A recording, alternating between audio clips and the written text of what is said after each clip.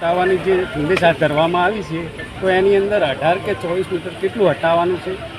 આજરોજ માનનીય મદદનીશ કલેક્ટર સાહેબ સુઈગામના માર્ગદર્શન નીચે ભાભર ગાય સર્કલથી માંડી અને બસ સ્ટેન્ડ સુધી દિયોદરના રોડ સુધીમાં જે માર્ગ અને મકાન રાજ્ય અને નગરપાલિકા વિસ્તારની હદમાં જે બિન અધિકૃત દબાણો અગર લારી ગલ્લા અગર બિન અધિકૃત માણસો જે બેઠેલા છે એ લોકોને દૂર કરવાનું એક અભિયાન માનનીય મદદનીશ કલેક્ટર સાહેબની સૂચનાથી આજે આયોજન કરવામાં આવેલું છે, જેના ભાગરૂપે પ્રથમ તબક્કે 18 મીટરમાં આવતા તમામ દબાણો ફરજિયાત દૂર કરવાના થાય છે, જ્યારે 18 થી 24 મીટરમાં માનનીય મદદનીશ કલેક્ટર સાહેબના માર્ગદર્શન મુજબ દબાણો દૂર કરવાના થાય છે.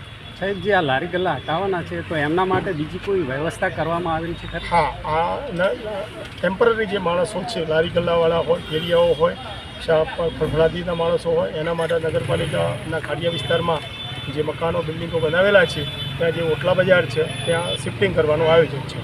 કેટલા સમયમાં રોડની કામગીરી શરૂ કરવામાં આવશે? રોડનો મારી જાણકારી મુજબ હમણાં જ મેં એના જે એસઓ જોડે ચર્ચા કરી તો એમનું એવું કહેવું છે કે આનું રીટેન્ડરિંગની કામગીરી ચાલુમાં છે. ટેન્ડર હજી સેન્કશન થયું નથી. રીટેન્ડરિંગ સેન્કશન થઈ જશે એટલે તરત જ આનું કામ હાથ ઉપર લેવાનું છે. સર, 18 થી 24માં કોઈ સરકારી સંસ્થાઓના દબાણો આવતા હશે તો એમના પર શું કરે? એ જરાક સાહેબ એમની રીતે નિર્ણય કરશે. અમારા માનનીય મદદનીશ કલેક્ટર સાહેબ જ્યારે ઉપસ્થિત થશે તો સર એનો નિર્ણય કરશે. Okay sir.